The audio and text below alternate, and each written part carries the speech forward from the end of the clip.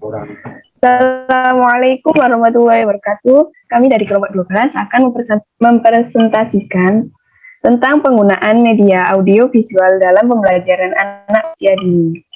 Next. Yang pertama, hakikat media pembelajaran. Kata media pembelajaran bentuk jamak dari medium. Menurut Harich, buka kurung Daryanto, 2010,212 tutup kurung, medium dapat didefinisikan sebagai perantara atau pengantar terjadinya komunikasi dari pengirim menuju penerima. Sementara menurut Kirchhoff, buka kurung Daryanto, 2010,212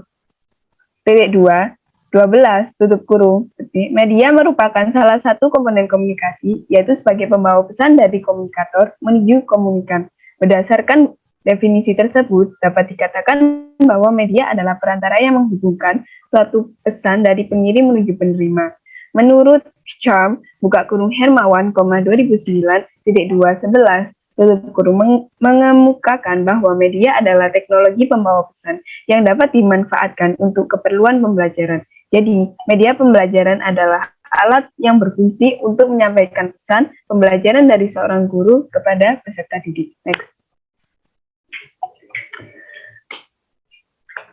Selanjutnya, tujuan media pembelajaran. A. Mempermudah proses pembelajaran di kelas. Yang B. Meningkatkan efisiensi proses pembelajaran. Yang ketiga, menjaga relevansi antara materi pembelajaran dengan tujuan belajar. Yang keempat, membantu konsentrasi pembelajaran dalam proses pembelajaran. Next. Fungsi media pembelajaran yang pertama, menyaksikan benda yang ada atau peristiwa yang terjadi pada masa lampau. Yang kedua, mengamati benda atau peristiwa yang suka dikunjungi baik karena jarak jauh, berbahaya, atau terlarang. Yang ketiga, dengan mudah membandingkan sesuatu. Next. Manfaat media pembelajaran. Yang pertama, pengajar lebih menarik perhatian siswa sehingga dapat menumbuhkan motivasi belajar. Yang kedua, bahan pengajar akan lebih jelas maknanya sehingga dapat lebih dipahami siswa, serta memungkinkan pembelajar menguasai tujuan pengajar dengan baik. Yang ketiga, metode pembelajaran bervariasi, tidak semata-mata hanya komunikasi verbal melalui pertuturan kata-kata, lisan, pengajaran guru, siswa tidak bosan, dan pengajar tidak kehabisan tenaga. Yang keempat, siswa lebih banyak melakukan kegiatan belajar sebab tidak hanya mendengarkan penjelasan dari guru saja, tetapi juga aktivitas lain yang dilakukan seperti mengamati, melakukan, mendemonstrasikan, dan lain-lain. Next. Selanjutnya adalah landasan media pembelajaran. Yang pertama, landasan filosofis. Landasan filosofis adalah berpendapat bahwa dengan adanya berbagai media pembelajaran, justru siswa dapat mempunyai banyak pilihan untuk digunakan media yang lebih sesuai dengan karakteristik. Yang kedua, landasan psikologis menyatakan bahwa anak akan lebih mudah mempelajari hal yang konkret ketimbang yang abstrak. Yang ketiga, landasan teknologi merupakan proses kompleks dan terpadu yang melibatkan orang produser, ide, peralatan, dan organisasi untuk menganalisis masalah, mencari cara memecah masalah, melaksanakan mengevaluasi, dan mengelola pemecah masalah-masalah dalam situasi di mana kegiatan belajar mempunyai tujuan dan terkontrol. Yang keempat, landasan empiris, yaitu pemilihan media pembelajaran hendaknya atas dasar kesukaan guru, tetapi harus mempertimbangkan kesesuaian antara karakteristik pembelajaran, karakteristik materi pembelajaran, dan karakteristik media itu sendiri. Nah, selanjutnya akan dijelaskan oleh rekan saya, Fikri Adib Kurnia. Materi selanjutnya adalah media audiovisual. Menurut Anderson, media audiovisual adalah merupakan rangkaian gambar elektronis yang disertai oleh unsur suara. Audio juga mempunyai unsur gambar yang dituangkan melalui pita video.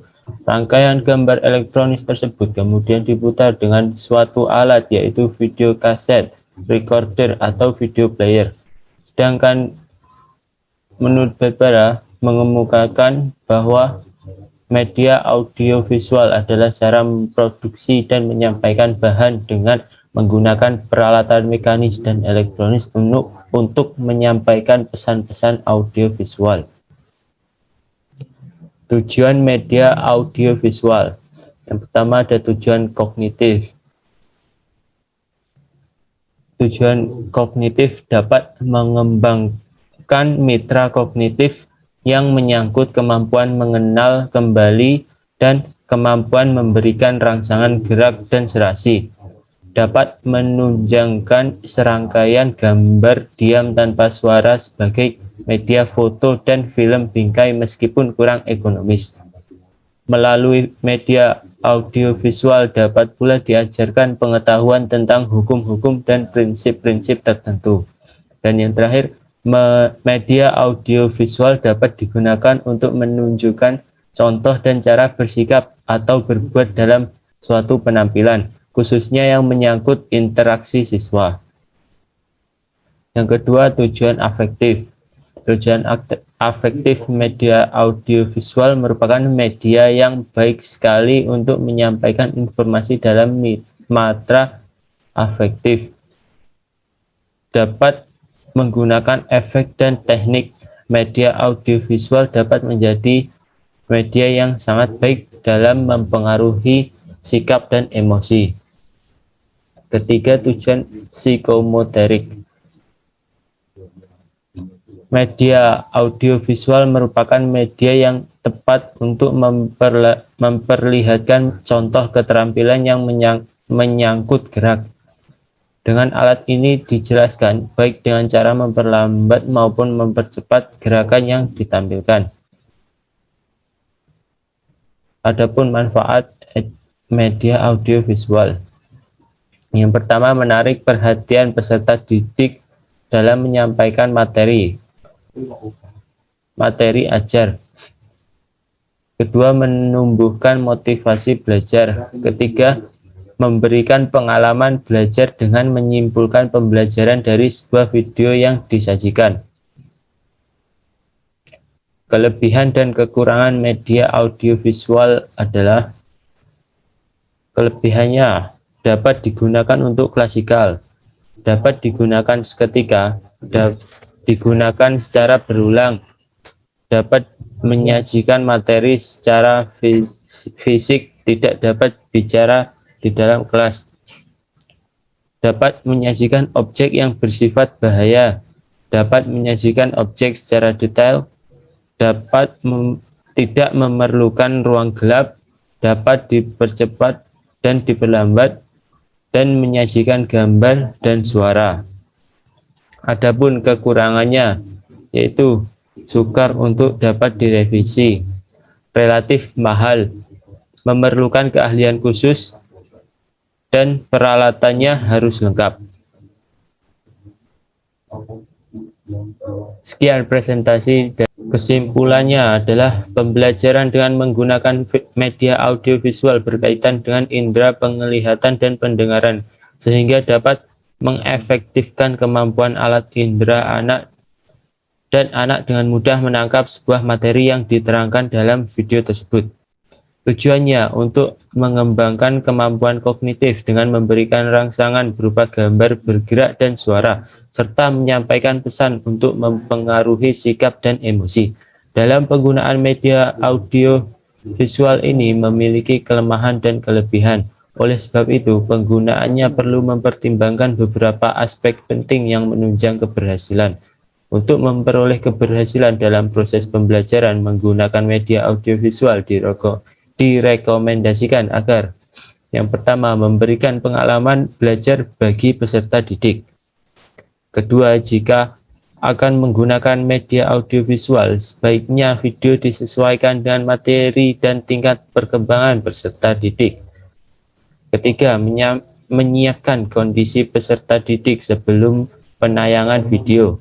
Dan yang terakhir, menindaklanjuti melalui pemberian pertanyaan kepada anak berkaitan tayangan video tersebut. Sekian presentasi dari kelompok kami, kurang lebihnya mohon maaf. Wassalamualaikum warahmatullahi wabarakatuh. Waalaikumsalam warahmatullahi wabarakatuh.